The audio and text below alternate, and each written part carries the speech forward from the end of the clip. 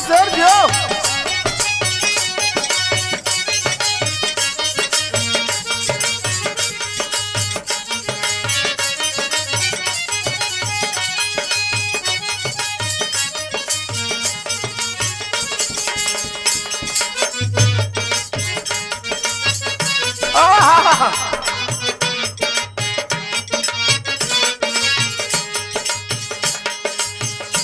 बहुत गजब संकेत देते हो हमारे मास्टर साहब।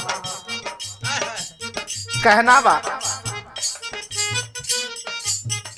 आजकल बदमाश हो गई हो, आजकल बदमाश हो गई हो, आजकल बदमाश हो गई हो। ए में ओ में सब में पास हो गई हो, ए में ओ में सब में पास हो गई हो। अरे जियो सर जियो। सब में पास हो गई हो।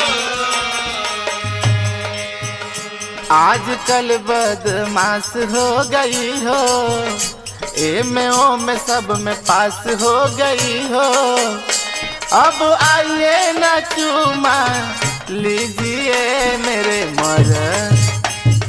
मर्द महोदय जी, लव का उद्घाटन कीजिए मेरे मर्द।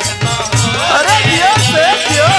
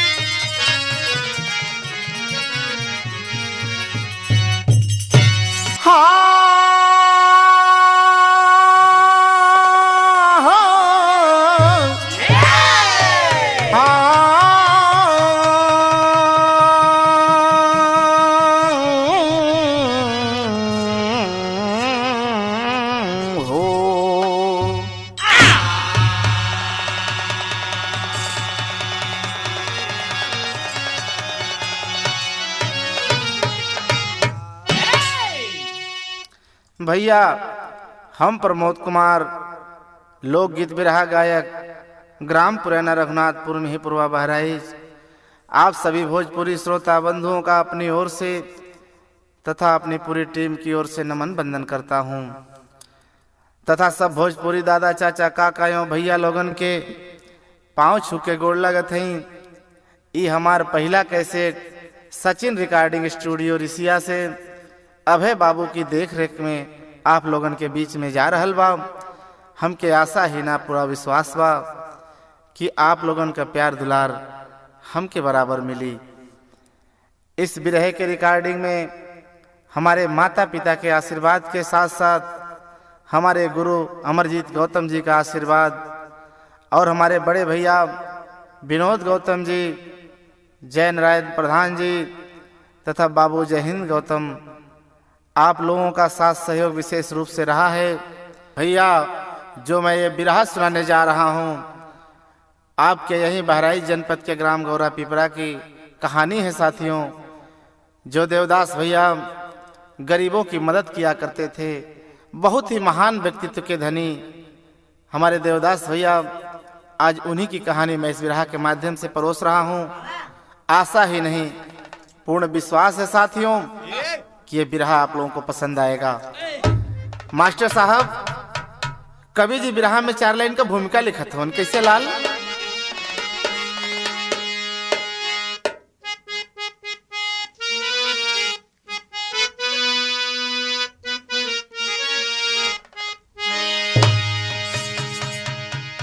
तेरे बाबू शक है तेरी खुदाई पे, सुन ए खुदा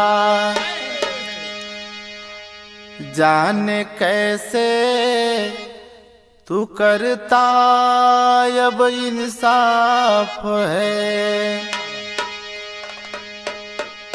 तो क्या अदालत में तेरी है जहमत भरा, कि दोषियों को अब निर्दोष कर माफ है, तो है रहा टूट विश्वास अब इंसान का। कर्म पर फिरता है उसके पानी सदा, तो जो भला करता जग में अब भले के लिए, कि कश्ती मझधार में उसकी डूबी सदा।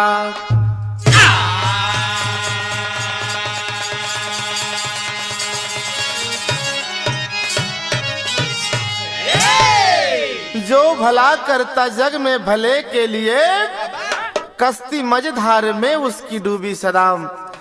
ए ऊपर वाले कभी कभी तुहू गजब खेला कह दिलाम, जे दुनिया में तमाम लोगों का भलाई करत है, कबो कबो वही के बगिया उजाड़ लेला हो। मास्टर साहब बिरहा में गजल का टुकड़ा लगल कैसे लाल।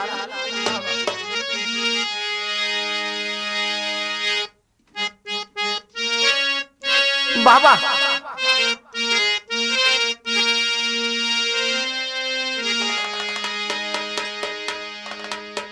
कौनो मासूका अपने आशिक के साथ दगा कैले है। किशोर भैया वो आशिक अपने मासूका को संकेत कर रहा है, कैसे मास्टर? कि अजी छोड़ दो साथ गैरों का,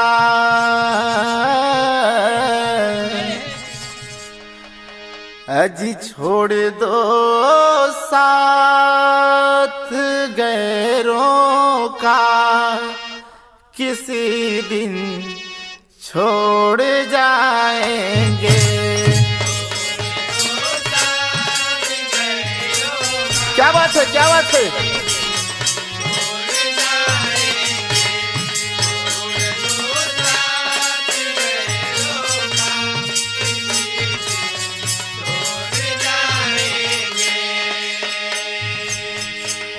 कि छोड़ दो साथ गैरों का, किसी दिन छोड़ जाएंगे।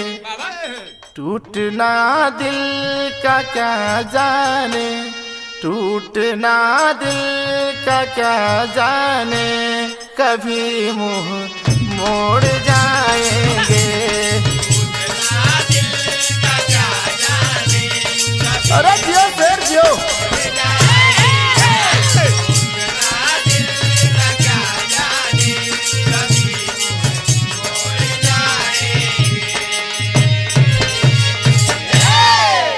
लेकिन कहानी में आज देखें कवि जी भाव लिखत हवन कि करे जग में भला सब का, अब करे जग में भला सब का, उसी का दिल क्यों रोता है। जग में भला सबका, उसी का दिल क्यों रोता है। अरे जियो शेर हवा। जग में भला सबका, उसी का दिल क्यों रोता है।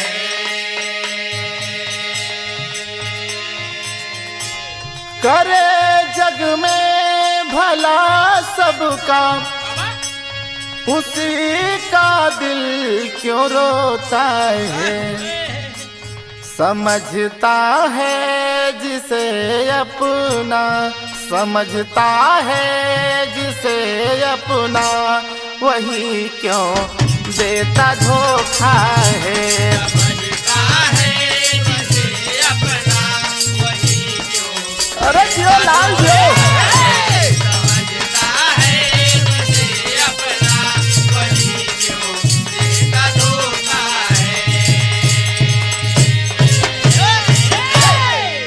मास्टर साहब यह से कहानी का शुरुआत हमरे बिरहा के स्टोरी का कैसे तनी बनाए क्या जा।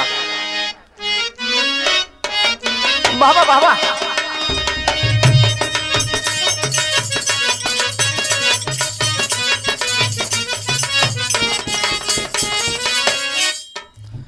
जिंदगी में कहाँ कब कैसा मोड़ आ जाए, जिंदगी में कहाँ कब कैसा मोड़ आ जाए, अटल विश्वास भी कब किस से डगमगा जाए।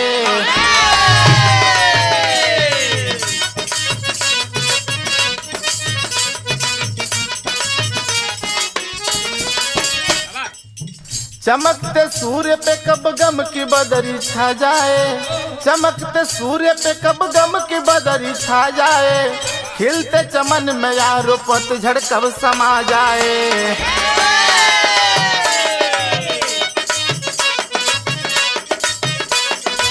बाबा कहानी कहाँ के है गौर करेंगे साथियों। जिला बहराइच कोतवाली मूर्तिया खास सही, जिला बहराइच कोतवाली मूर्तिया खास सही, गौरा पिपरा में विदेशी का निवास वही।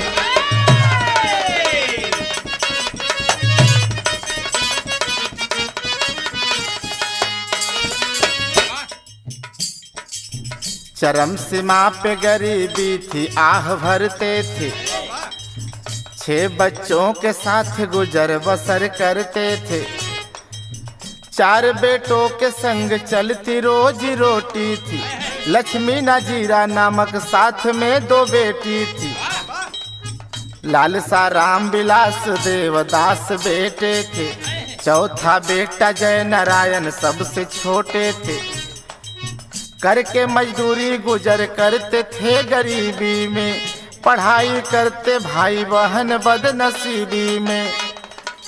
समय का चक्कर अपने चाल से चलता ही रहा, समय का चक्कर अपने चाल से चलता ही रहा, समय के साथ साथ सब कुछ बदलता ही रहा, समय के साथ साथ।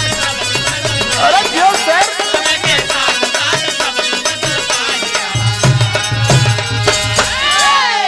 बाबूजी थोड़ा कहानी को गौर कर लें।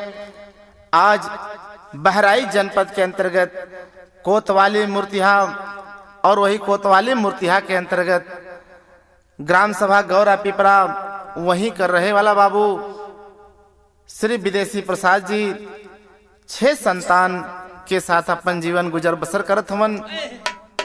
कुछ समय बीतल, लड़का गरीबी में सब पढ़त हवन हो। आज देखें दोनों बड़का लड़का उनकर पढ़ाई में थोड़ा कमजोर रहलन, पढ़ाई उनका ब्रेक हो गई दोनों के, लेकिन तीसरका नंबर के बेटा जो उनका रहलन जिनका नाम देवदास बतावल गई, पढ़ाई में थोड़ा बाबू तीव्र बुद्धि रहल, मन भी लागत रहल पढ़ाई में, लेकिन गरीबी का समय है हो आए है। एक दिन रो करके अपने माई बाबू से देवदास बाबू एक बात कहलन। मास्टर साहब यहाँ गीत लग गए लिख।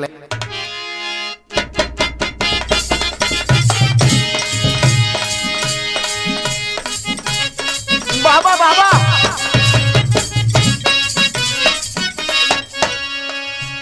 उहे गीतिया के लाइन जौने समय गली मोहल्ला में धूम मचौले बा।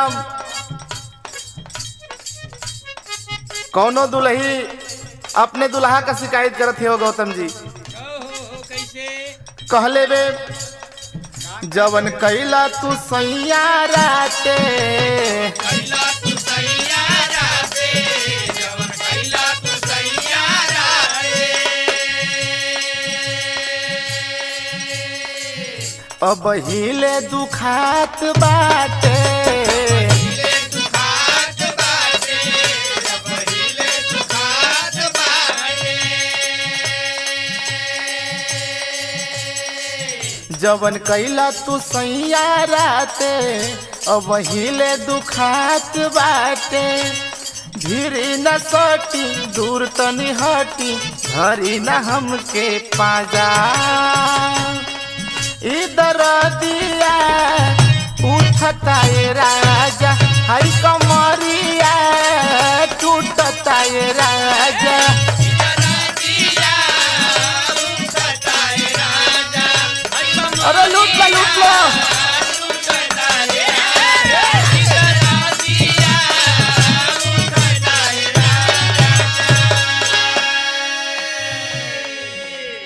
लेकिन देवदास भैया आज अपने मतारी बाबू से रोके कहलन का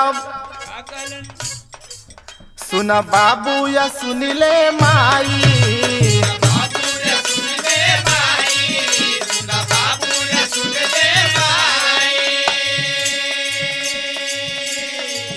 होई जवन छोड़ब ना पढ़ाई,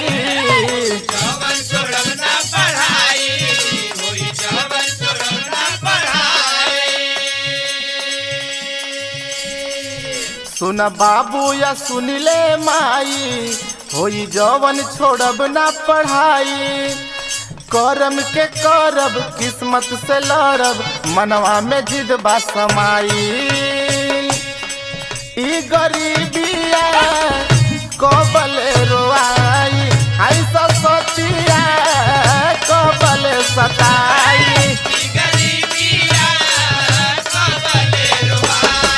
ई सतिया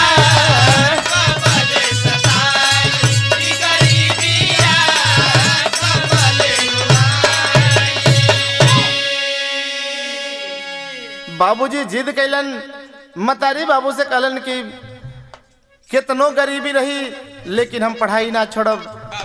कुछ उनके गांव के मित्र रहलन, संगतिया लोग, आपस में लोग विचार कैल, पढ़े बदे जाए लगलन लोग स्कूल में। के रहल रमेश संतोष यादव जी, रमेश संतोष वजीर अहमद हैदर अली,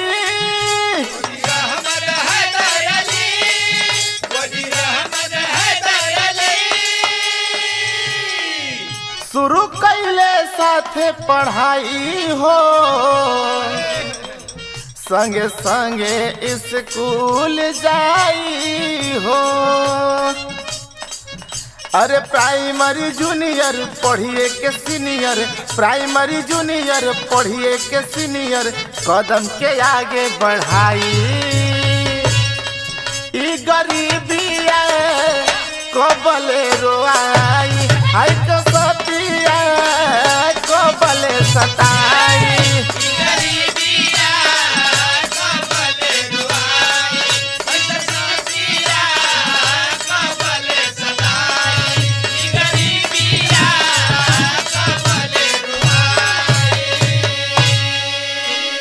बाबूजी प्राइमरी का परीक्षा और जूनियर का परीक्षा अपने ही गांव गौरा पिपरा से अपने संगतियन के साथे पास कैलन।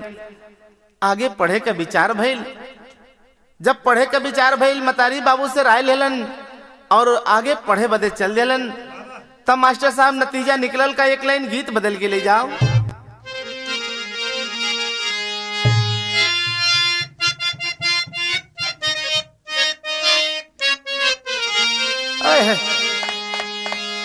कि अरे झूलनिया के गुजवाम,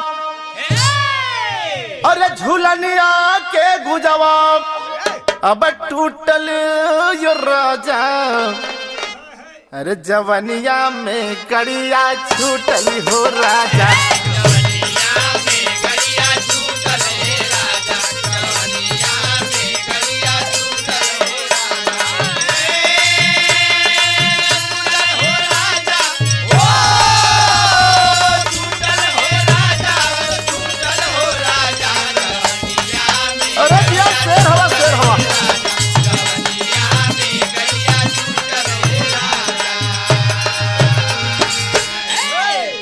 लेकिन आज देखें बिरहा में भाव लिखे के पड़ गई कि अरे शुरू कैले आगे के, अरे शुरू कैले आगे के, अब पढ़ाई ये बाबू गरीबिया से करी लड़ाई ये बाबू,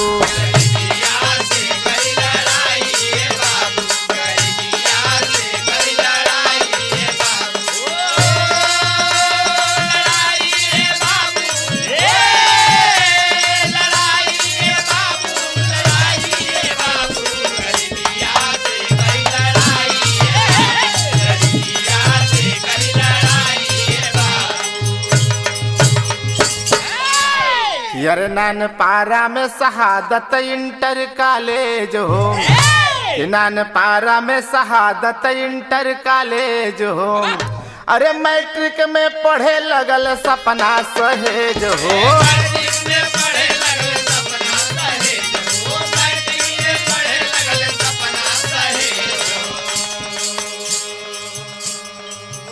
अरे द्वितीय श्रेणी में पास करी, अरे द्वितीय श्रेणी पास करी दिखाई बाबू, गरीबिया से करी लड़ाई बाबू।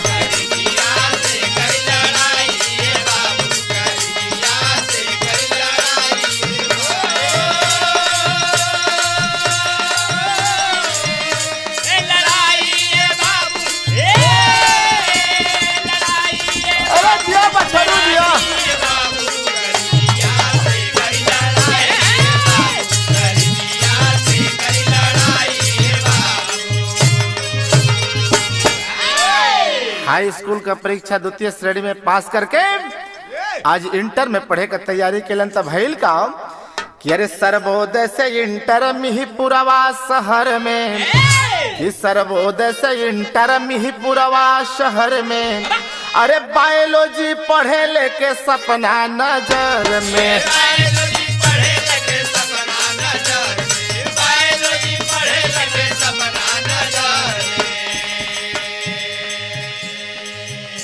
कि अरे डॉक्टर बनब सोची के, अरे डॉक्टर बनब सोच के धधाई ये बाबू, गरीबिया से करी लड़ाई ये बाबू।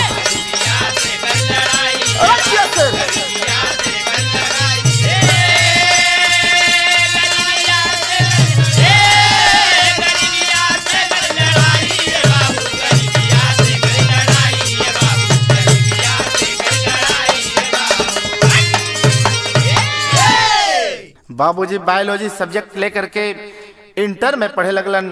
सपना रहल दिल में कि डॉक्टर बन करके गरीबों की मदद करूंगा। आए है परीक्षा पास केलन इंटर के हो, आगे चल दिलन तो नतीजा निकलल का मास्टर यहाँ पर एक लाइन गीत बदल गई।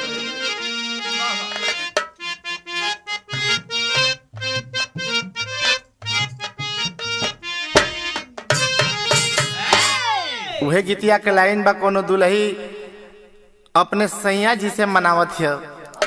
कैसे मनौले बे कि हाथ जोरी गोरी कहे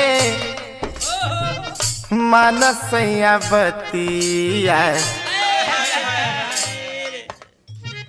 हाथ जोरी गोरी कहे मानस सैया बतिया। गरु ना तहलू के गढ़ा देती न पतिया,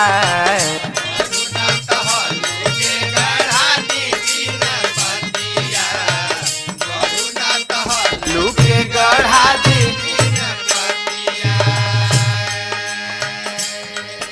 लेकिन ले बीएससी जाके बहराई सहरिया, ले बीएससी जाके बहराई सहरिया।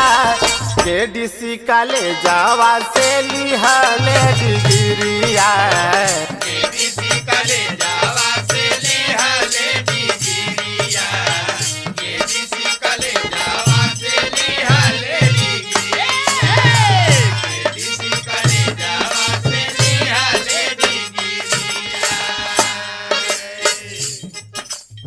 दू 2001 में ऊ भैले उत्तीर्ण हो। 2 साल बाद देख बदलल नसीब हो।